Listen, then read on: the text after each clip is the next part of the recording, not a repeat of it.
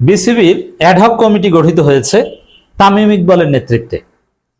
আগের কমিটির সভাপতি আমিনুল ইসলাম বুলবুল, নির্বাচিত সভাপতি, তারা নীরবে নিবৃতে বিসিবি ছেড়ে গিয়েছেন। অন্যান্য পরিচালক খালেদ মাসুদ পাইলট থেকে শুরু করে যারা ছিলেন বাংলাদেশের কিংবদন্তি ক্রিকেটার, তারা নীরবে নিবৃতে বিসিবি ছেড়েছেন। বাংলাদেশে এটা নিয়ে তোলপাড় শুরু হয়ে গেছে।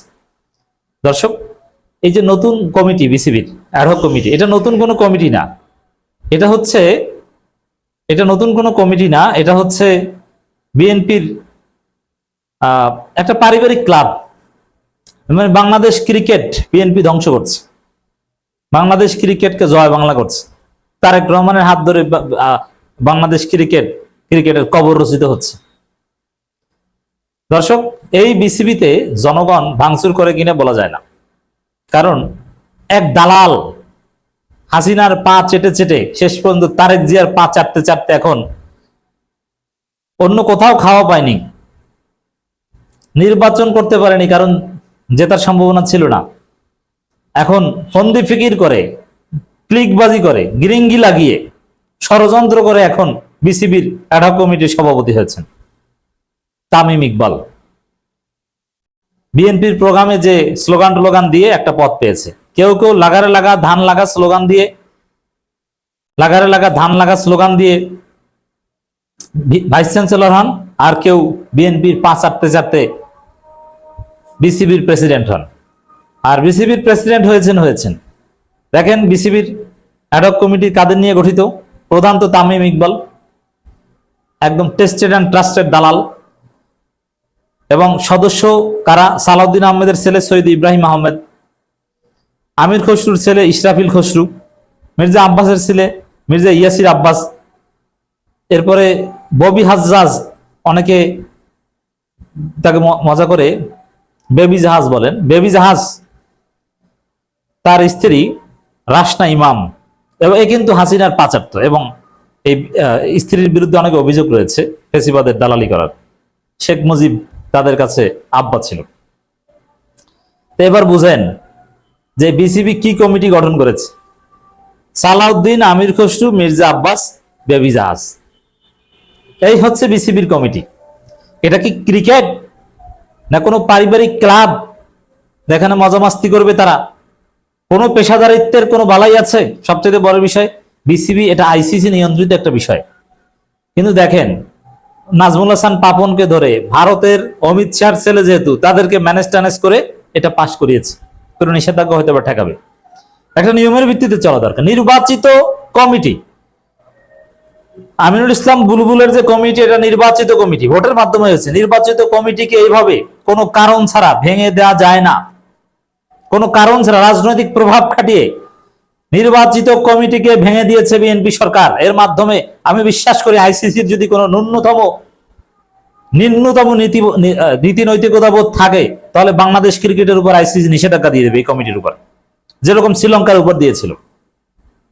কারণ আইসিসি নিষেধাজ্ঞা দিলে বাংলাদেশের ক্রিকেট বাঁচবে, নইলে তো বাংলাদেশের ক্রিকেট তারেক রহমানের হাত ধরে ধ্বংস হবে। তো দর্শক, দেখলেন তো কি কমিটি। আমিনুল ইসলাম বুলবুল বাংলাদেশের কিংবদন্তি ক্রিকেটার, তিনি নির্বাচিত হয়েছেন। এটা কি তার অপরাধ?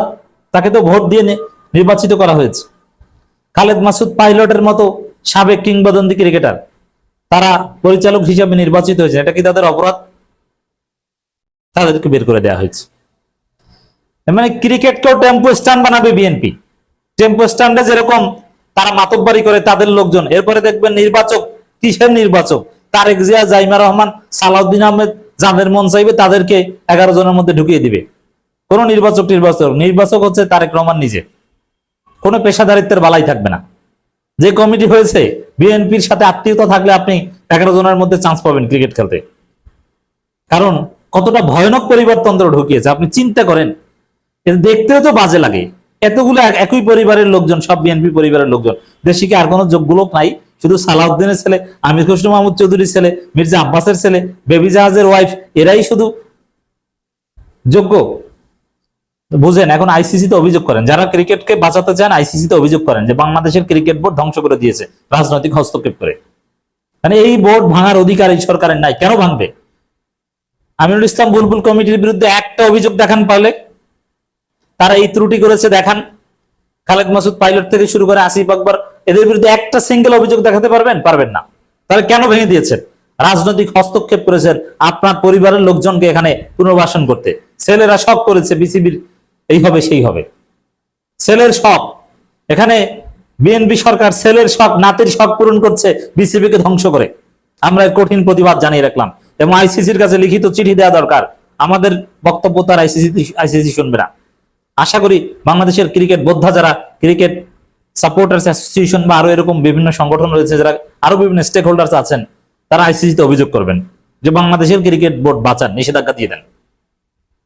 তো দর্শক, তামিম ইকবালের খায়েশ হবেই, শেষ পর্যন্ত চারটে চারটে চারটে চারটে সভাপতি হয়েছে।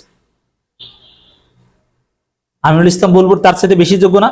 অনেক সিনিয়র, অভিজ্ঞতা বেশি। তামিম ইকবাল এত কিছু পারেন, ধীরে ধীরে বয়স হোক, নির্বাচন করুক। এখানে ছেলে নাতিপুতিদের একটা পুনর্বাসন কেন্দ্র বানিয়েছে, ধ্বংস করছে। তো দর্শক,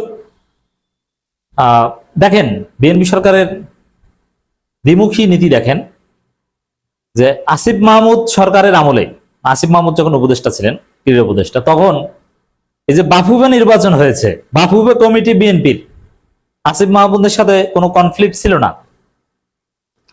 এই বিএনপির এক পরিবেশ মন্ত্রীর ছেলে আব্দুল আউয়াল মিন্টুর ছেলে তাবিত আউয়াল, তিনিও বিএনপি নেতা, ঢাকা উত্তর সিটি কর্পোরেশনে মেয়র পদে ইলেকশন করতেন কিন্তু হতে পারেননি।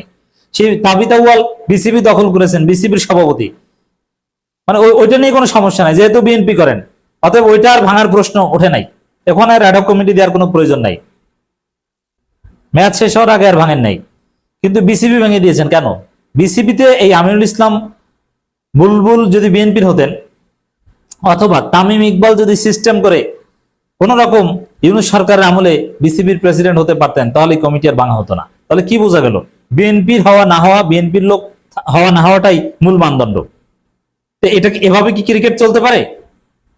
এবং এই যে বললাম প্রথমে একটা কথা, যে এই বিসিবিতে জনগণ উত্তেজিত হয়ে ভাঙচুর করলেও করতে পারে, কারণ তামিম ইকবাল হাসিনার দালাল।